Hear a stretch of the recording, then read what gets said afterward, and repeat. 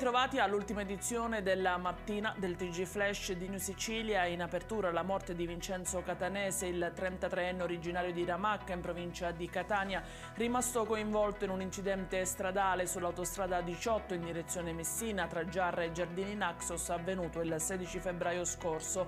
La vittima era alla guida di un camion quando ha perso il controllo del mezzo e ha invaso la corsia opposta dell'autostrada. Dopo aver sfondato lo spartitraffico si è scontrato contro un altro camion che trasportava olio esausto in una cisterna. Le condizioni dell'uomo sono apparse subito gravi. Trasportato nell'isoccorso all'ospedale Cannizzaro di Catania, si è spento questa mattina dopo settimane di agonia. Decreto di sequestro preventivo nei confronti di un 62enne di Trapani, direttore di una filiale di un importante istituto di credito con agenzia sull'isola di Favignana. L'uomo avrebbe prelevato in contanti dai conti correnti di una persona con disabilità oltre 400.000 euro. La media dei prelievi era di 100.000 euro all'anno e 10.000 euro al mese. La vittima è una ex dipendente comunale ormai in pensione, affetta da cecità totale.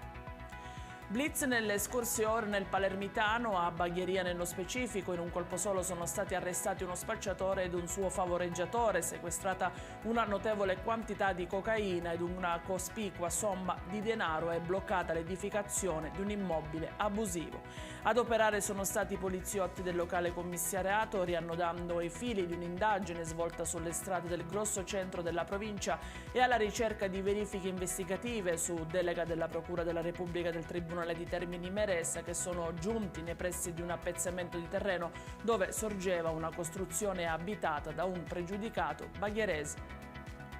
E in chiusura le previsioni meteo. Anche oggi in Sicilia si attende una giornata caratterizzata da una notevole variabilità del tempo, accompagnata da una forte ventilazione meridionale, soprattutto nelle zone centro-occidentali e tirreniche settentrionali dell'isola. Possibili piogge sparse soprattutto nella prima parte della giornata e nel pomeriggio, tuttavia in serata si prevede un breve miglioramento delle condizioni meteo, anche se i venti meridionali saranno ancora presenti. La situazione non migliorerà di molto per la giornata di domani, quando è previsto l'arrivo di un nuovo ciclone mediterraneo.